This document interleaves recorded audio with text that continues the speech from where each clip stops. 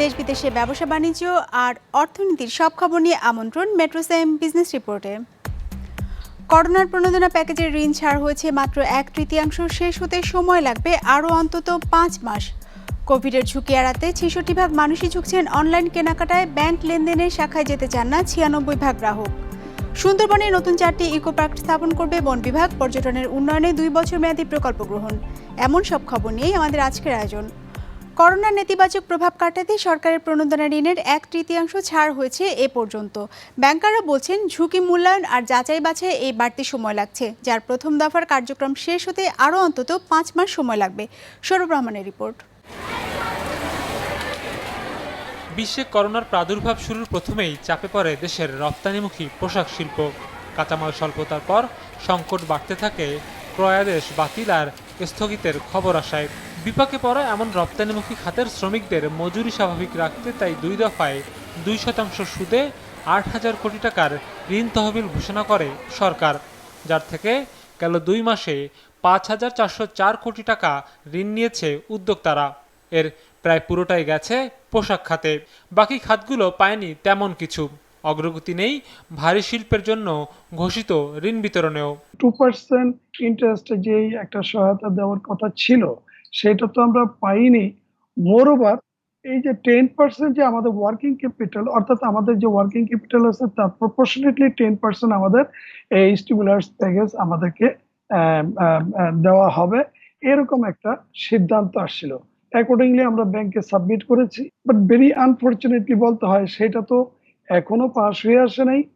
বেসরকারি উদ্যোগে মূলধন সরবরাহে বড় শিল্প ও সেবা খাতের প্রণোদনা প্যাকেজটি ঘোষণা করা হয় এপ্রিলের প্রথম সপ্তাহে, যার আওতায় প্রতিষ্ঠানগুলোর জন্য 30,000 কোটি টাকা বরাদ্দ রাখা হয়। এই তহবিল থেকে উদ্যোক্তারা ঋণ পাবেন 9% সুদে, তবে ব্যবসায়ীদের দিতে হবে মাত্র 4.5%। বাকি সুদ পরিশোধ করবে সরকার। ঋণের টাকা ব্যাংকগুলোকে সরবরাহের উদ্যোগও নিয়েছে কেন্দ্রীয় ব্যাংক। তবে এরপরও গেল 4 মাসে 11,539 কোটি টাকা ঋণ বিতরণ করা হয়েছে 1,042টি প্রতিষ্ঠানকে। এ পর্যন্ত ওই শ্রমিকদের বেতন সহ দেওয়া হয়েছে টোটালে 18,078 কোটি টাকা। একটা বড় অংশ এখন আছে যে বাংলাদেশ ব্যাংকের অনুমোদনের অপেক্ষায় আছে। তো এখানে অনুমোদন এবং তার পরবর্তীতে কিছু ডকুমেন্টেশনের কিছু ইস্যু থাকে, সেগুলো করে এবং ডিউ ডিলিজেন্সটা তো আমাদেরকে করতেই হচ্ছে। সো ডিউ ডিলিজেন্স ছাড়া আমরা করতে পারি না। বাট আমি এইটুকুন বলতে পারি যে বৃহৎ শিল্পের ক্ষেত্রে আমার মনে হয় না এই বছরের ক্যালেন্ডার ইয়ারকে এক্সিড করবে কেউ। সবাই চাচ্ছেন, আমি যতটুকুন কথা বলে সবার সঙ্গে বুঝতে পেরেছি যে সবাই চেষ্টা করছেন এই শেষ প্রান্তিকের ভেতরেই যেন আমরা বৃহৎ শিল্পের 30,000 কোটির পুরো বিতরণটা শেষ করতে পারি। কুটির, ক্ষুদ্র ও মাঝারি উদ্যোগে সহায়তার জন্য সরকারের ঋণ প্রণোদনা তহবিলের আকার 20,000 কোটি টাকার। হিসেব বলছে জুলাই পর্যন্ত এর থেকে মাত্র 10 ভাগ অর্থের ঋণ অনুমোদন হয়েছে, আর বিতরণ করা গেছে আরও কম 621 কোটি টাকা মাত্র। এই ঋণ পেয়েছেন 2,253 জন উদ্যোক্তা। সেখানে আমরা কংক্রিট এখনো কোনো জায়গায় পৌঁছাতে পারিনি। বাট যে শ্লথতাটা কিছুটা হলেও আগে ছিল, লকডাউন পিরিয়ড বা সাধারণ ছুটি যেটাই বলি না কেন, সেই সময় তথ্য উপাত্ত সংগ্রহ এবং ডিউ ডিলিজেন্স করবার ক্ষেত্রে এসএমই গ্রাহকদের জন্য যে ধীর গতিটা ছিল, সেটা গত আমি বলবো যে প্রায় 15-20 দিন বা মাসখানেকের মধ্যে সেটা কিন্তু আরো অনেকখানি গতিশীলতা পেয়েছে। করোনার নেতিবাচক প্রভাব এড়াতে সরকার ঘোষিত এই প্রণোদনা তহবিল থেকে আগামী 3 বছর চাহিদার ভিত্তিতে পর্যায়ক্রমে ঋণ দেওয়ার কথা রয়েছে। সৌরভ রহমান, বিজনেস রিপোর্ট, মাছরাঙা টেলিভিশন। কোভিড পরিস্থিতিতে পরিবর্তন এসেছে মানুষের লেনদেনের ধরনে। 66% মানুষই ই কমার্সের মাধ্যমে কেনাকাটায় আগ্রহী, আর ব্যাংকিং লেনদেনের শাখায় যেতে চান না 96% গ্রাহক। কিন্তু মানুষের পরিবর্তিত এমন চাহিদা মেটাতে প্রস্তুত নয় অনেক ব্যাংক ও আর্থিক প্রতিষ্ঠান। সোমবার ডেলয়েট এবং রিসার্জেন্ট বাংলাদেশ আয়োজিত এক ভার্চুয়াল সেমিনারে এসব বিষয় উঠে আসে। পারস্পরিক সংস্পর্শে ছড়িয়ে পড়ে করোনা ভাইরাস, তাই সামাজিক দূরত্ব মেনে জীবনধারণে অভ্যস্ত হয়ে পড়ছে মানুষ। পণ্য কিংবা সেবা কিনতে নির্ভরতা বাড়ছে ই কমার্স সাইটগুলোতে। হিসেব বলছে 66% মানুষ বর্তমানে অনলাইন কেনাকাটায় আগ্রহী। সহজ ডিজিটাল পেমেন্ট ব্যবস্থা আছে এমন ব্র্যান্ডের প্রতি ঝুঁকছে 81% ক্রেতা। গবেষণা সংস্থা ডেলয়েট এবং রিসার্জেন্ট বাংলাদেশের এক যৌথ জরিপে এ তথ্য উঠে এসেছে। Consumer behavior actually and their preferences have changed significantly. This has to do with the sudden impact of not being allowed any physical connect, also requiring different types of assistance, which frankly the industry was scrambling to understand and then provide. শুধু কেনাকাটাই নয়, মহামারীর এই সময়ে mobile financial service ব্যবহার করে অর্থ লেনদেনও বেড়েছে অন্য যে কোনো সময়ের চেয়ে। জরিপ বলছে টাকা জমা কিংবা উত্তোলন সহ বিভিন্ন আর্থিক সেবা ডিজিটাল মাধ্যমে পেতে চায় ৯৬% ব্যাংক গ্রাহক। তবে এর ফলে সাইবার নিরাপত্তা ঝুঁকিও বাড়ছে গ্রাহক এবং ব্যাংক উভয় পক্ষের। Without any campaigning, any piloting, any handholding, in the month of July, we got 700,000 installments from our microfinance clients paid by bKash. A lot of people are now, learning this technology, realizing that it's cheaper, it's safer, it's very reliable. And I don't think this will get reversed even when COVID goes away. I think that number will continue to increase. Last 2 months or last 45, we have seen that the digital utilization, the products we offer, the private banks offers to the customer has gone up, and the footprint in the customer in the branch has gone down. It's a very good signal, but the risk is that there will be a lot of attempt for cybersecurity, for doing frauds. Covid পরবর্তী এই সময়ে এই challenge আরও বাড়বে। বিশ্লেষকরা বলছেন, এমন বাস্তবতার সাথে খাপ খাওয়াতে না পারলে ছিটকে পড়তে পারে অনেক প্রতিষ্ঠান।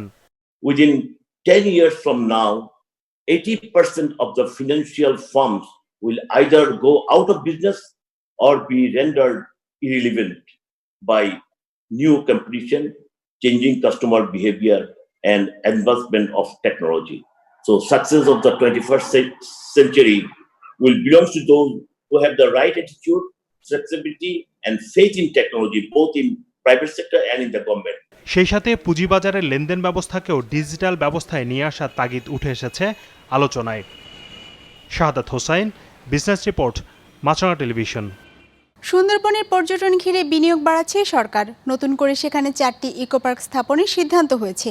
একই সঙ্গে আগামী 2 বছরে নতুন ও পুরাতন 7টি পর্যটন স্পট মেরামত ও সংরক্ষণের উদ্যোগ শুরু করেছে বন বিভাগ।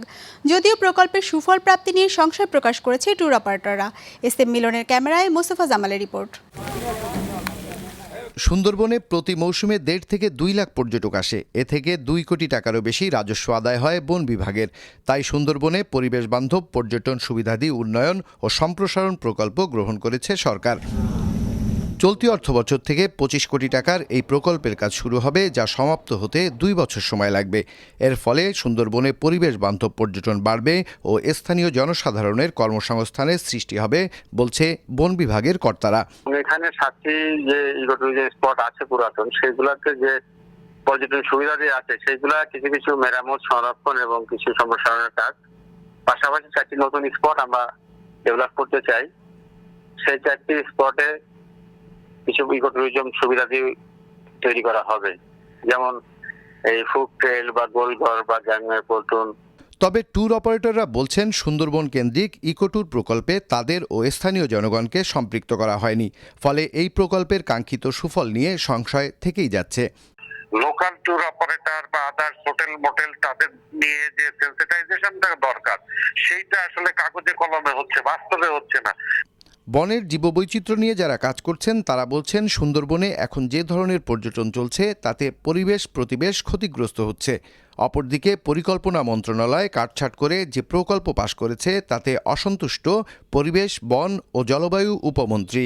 আমরা চেয়েছিলাম জাস্ট 70 ফুট একটা টাওয়ার হোক, এই টাওয়ারে উঠলে সারা সুন্দরবন একসঙ্গে দেখা যাবে, কিন্তু আমাদের যারা পরিকল্পনা মন্ত্রণালয় আছেন ওনারা সেটা 50 ফুট দিয়েছেন। তো এই ধরনের কিছু প্রবলেম আসছে। আমি চিন্তা করলাম এই নিয়ে আমি যদি কথা কাটাকাটি করতে চাই, আবার কাগজ চালাচালি করতে চাই, অনেক দেরি লাগবে।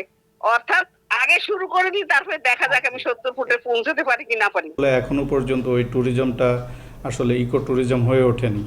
আমরা যদি সুন্দরবনে ইকো ট্যুরিজমটা চালু করতে পারি, তাহলে আমাদের দেখা যায় যে অন্যান্য প্রাণী বা বাঘ এর ক্ষতি না করেও আমরা ট্যুরিজমটা চালিয়ে যেতে পারবো। সেক্ষেত্রে হয়তো বা দেখা যাচ্ছে ট্যুরিজমের কস্টটা বেড়ে যাবে, কিন্তু আমাদের যে উদ্দেশ্য যে কনজারভেশন, সেটা সাকসেস হবে। আসছে মৌসুম থেকে সুন্দরবনে ভ্রমণ নীতিমালা বাস্তবায়নে কঠোর হচ্ছে বন বিভাগ। এর ফলে বনে অতিরিক্ত পর্যটক প্রবেশ নিয়ন্ত্রণ, উচ্চ শব্দের যানবাহন চলাচল বন্ধ ও বনের মধ্যে প্লাস্টিক সহ সকল ধরনের দূষণ কমে আসবে বলে আশাবাদ বন বিভাগের। মোস্তফা জামাল, বিজনেস রিপোর্ট, মাছরাঙা টেলিভিশন। বছরের দ্বিতীয় প্রান্তিকে বেড়েছে বাংলালিংকের মোবাইল ডাটার ব্যবহার। এ সময় ডাটা থেকে অপারেটরটির আয় হয়েছে 290 কোটি টাকা, যা আগের বছর একই সময়ের চেয়ে 30 ভাগ বেশি। সোমবার এক ভার্চুয়াল সংবাদ সম্মেলনে এ তথ্য জানিয়েছে বাংলালিংক। তবে এ সময় ভয়েস কল থেকে আয় কমেছে, যার প্রভাবে কমেছে অপারেটরটির সার্বিক আয়ের পরিমাণ। দ্বিতীয় প্রান্তিকে তাদের আয় হয়েছে 1110 কোটি টাকা, যা আগের বছর একই সময়ের চেয়ে প্রায় 4 ভাগ কম। প্রতিষ্ঠানটির প্রধান নির্বাহী এরিক অস বলেন, করোনা মহামারীর কারণে বেশি সংখ্যক মানুষের বাসাবাড়িতে অবস্থানের কারণে মোবাইলে কথা বলার প্রয়োজনীয়তা কমেছে। অন্যদিকে বাসায় অবস্থান এবং বাসা থেকে অফিস করার প্রবণতা বাড়ায় বেড়েছে মোবাইল ডাটার ব্যবহার। দ্বিতীয় প্রান্তিকে বাংলালিংকের ডাটা ব্যবহারকারীর সংখ্যা দাঁড়িয়েছে 2,18 লাখ, যা আগের বছরের একই সময়ের চেয়ে 3.3 ভাগ বেশি। In the second quarter is a lot of people. They left the cities, they went to their home villages, they had maybe less business to do, and they decided to browse more and use their internet services more on their phone, while they made less phone calls. So they used more internet, but that's a cheaper service than the telephony services, and as such our revenues went down a bit in that quarter.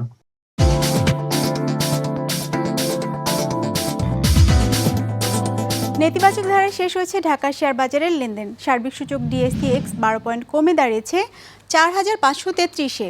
বেচা কেনা হয়েছে 1,048 কোটি টাকার। লেনদেনে অংশ নেওয়া share ও mutual ফান্ডগুলোর মধ্যে দর বেড়েছে 111টির, কমেছে 217টির, আর অপরিবর্তিত রয়েছে 26টির দর। এবার বাজার নিয়ে বিশ্লেষণ শুনবো এশিয়ান টাইগার ক্যাপিটালের। আজকে বেঞ্চমার্ক DSEX ইন্ডেক্স 12 পয়েন্ট কমে 4,533 পয়েন্টে ক্লোজ করেছে। DSEX কমলেও blue chip DS30 index 3.8 point বেড়েছে এবং DSE সরিয়া ইন্ডেক্স 5.6 পয়েন্ট বেড়েছে। আজকের টার্নওভার ছিল 1,048 কোটি টাকা, যেটি গতকালের তুলনায় 7% কম। আজকে pharmaceuticals, engineering, general insurance, miscellaneous এবং ব্যাংক সেক্টরগুলোতে সবচেয়ে বেশি টার্নওভার হয়েছে। আজকে cement sector 3.5%, telecom sector 2%, ceramics sector 1.3% এবং ট্যানারি সেক্টরও 1.3% বেড়েছে। অন্যদিকে life insurance sector 3.3%, general insurance sector 2.6%, service and real estate sector 2.6% এবং ফুয়েল অ্যান্ড পাওয়ার সেক্টর 1.4% কমেছে। আজকে ইসলামী bank, Beximco, Lafarge Holcim Bangladesh এবং অলিম্পিক ইন্ডাস্ট্রিজ ইন্ডেক্সে সবচেয়ে বেশি পজিটিভ কন্ট্রিবিউশন করেছে। অন্যদিকে BRAC bank, national bank, national life insurance এবং বাংলাদেশ সাবমেরিন কেবল কোম্পানি ইন্ডেক্সে সবচেয়ে বেশি নেগেটিভ কন্ট্রিবিউশন করেছে। করোনা ভাইরাস প্রতিরোধে যে পরিমাণ অর্থের প্রয়োজন তার 90 ভাগেরই জোগান নেই বলে সতর্ক করে দিয়েছে বিশ্ব স্বাস্থ্য সংস্থা। এর মধ্যে সবার জন্য টিকা নিশ্চিত করতে প্রয়োজন পড়বে $100 বিলিয়ন, আর বিপুল এই অর্থ জোগাতে আগামী 3 মাসকে সবচেয়ে গুরুত্বপূর্ণ বলেও ঘোষণা দিয়েছে সংস্থাটি। ডেস্ক রিপোর্টে বিস্তারিত। কোভিড-19 একে একে ছড়িয়েছে বিশ্বের 210টিরও বেশি দেশে। প্রাণঘাতী এই রোগে এখন পর্যন্ত আক্রান্ত মানুষের সংখ্যা প্রায় 1,92 লাখ। যে হারে আক্রান্ত হচ্ছে তাতে চলতি সপ্তাহেই সংখ্যাটি ছাড়াবে 2 কোটির ফলক। শুধু সংক্রমণ বৃদ্ধিই নয়, মৃত্যুর মিছিলও বাড়ছে প্রতিনিয়ত। প্রাণ হারিয়েছে প্রায় 7,30,000 জন। এটি যে সহজে কমবে তারও কোনো আভাস মিলছে না। তাই তো ভাইরাসটি মোকাবেলায় সবাইকে আরও সতর্ক হওয়ার তাগিদ দিয়েছে বিশ্ব স্বাস্থ্য সংস্থা WHO। My message is crystal clear. Suppress the virus. If we suppress the virus effectively, we can safely open up societies.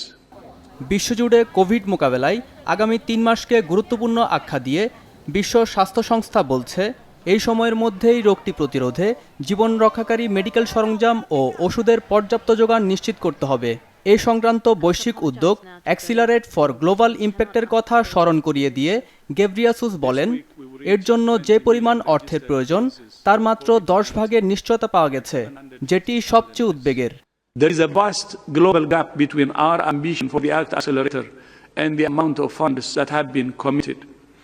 While we're grateful for those that have made contributions, we're only 10% of the weight funding the billions required to realize the promise of the ACT Accelerator. And this is only part of the global investment needed to ensure everyone, everywhere, can access the tools. We'll now open floor to questions.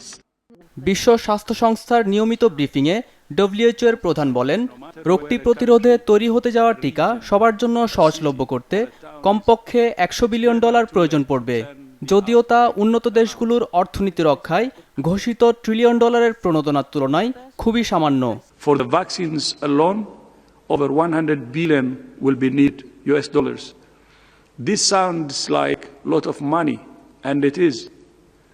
But it is small in comparison to the $10 trillion that have already been invested by G20 countries in fiscal stimulus to deal with the consequences of the pandemic so far.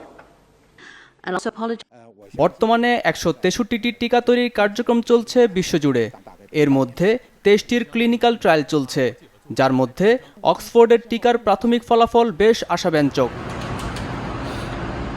Mustafa তাহান, business report, মাছরাঙ্গা television.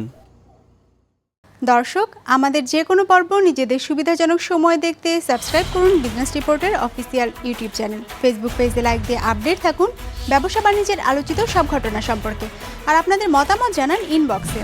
আজ এটুকুই, বিদায় নিচ্ছি, ভালো থাকবেন।